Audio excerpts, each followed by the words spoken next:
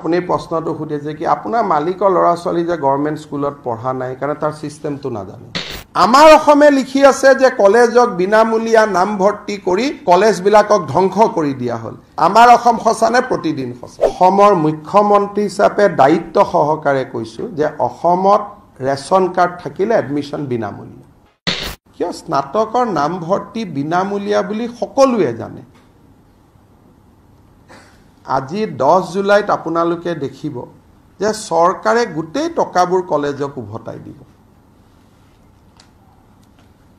এতিয়ালৈকে মই যোৱা দিনা প্ৰেছ কনফাৰেন্স কৰালৈকে ৫৭,০০০ লৰাই বিনামূলীয়া এডমিশন লৈছে আৰু সৰকাৰে বিনামূলীয়া নামভৰ্তি কৰি টকা কলেজক দিয়েহে আৰু আপোনালোকে লিখিছে বোলে আমি কলেজৰ ফিজ বঢ়াই টকা গভৰ্ণমেণ্টত লওঁহে সৰকাৰৰ আৰ্থিক পৰিস্থিতি ঠিক কৰাৰ কাৰণে গতিকে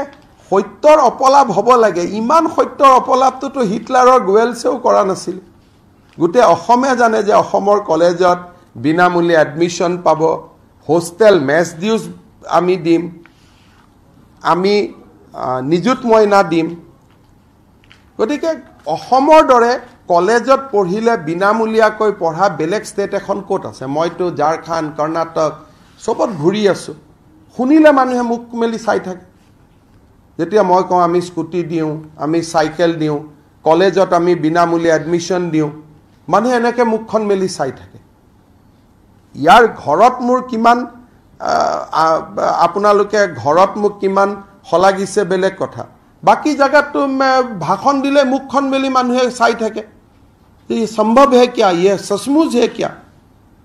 10 जुलाইত আপোনালোক আহিব কলেজৰ প্ৰিন্সিপাল সকল ইয়াত থাকিব বিনামূলীয়া এডমিশনৰ ফিজটো আমি তেওঁলোকক আপোনালোকৰ হাগতে নগদ চেকখন দি দিম পিছত আৰু চেকখন ডুপ্লিকেট বুলি লিখিলে বেলেগ কথা আৰু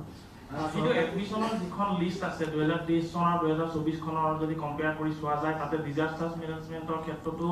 এইবাৰ পইচা লৈছে গতিকে এই গোটেই পইচাটো আমি ঘূৰাই দিও না কলেজে পইচাটো কাৰ পৰা লয় যেতিয়া এডমিশনটোৱে বিনামূলীয়া কলেজে সৰকাৰকহে সেই বিলখন দিয়ে কলেজে ফিজটো যে বঢ়াইছে ষ্টুডেণ্টৰ পৰাটো নলয় কলেজে পইচাটো সৰকাৰৰ পৰাহে লয়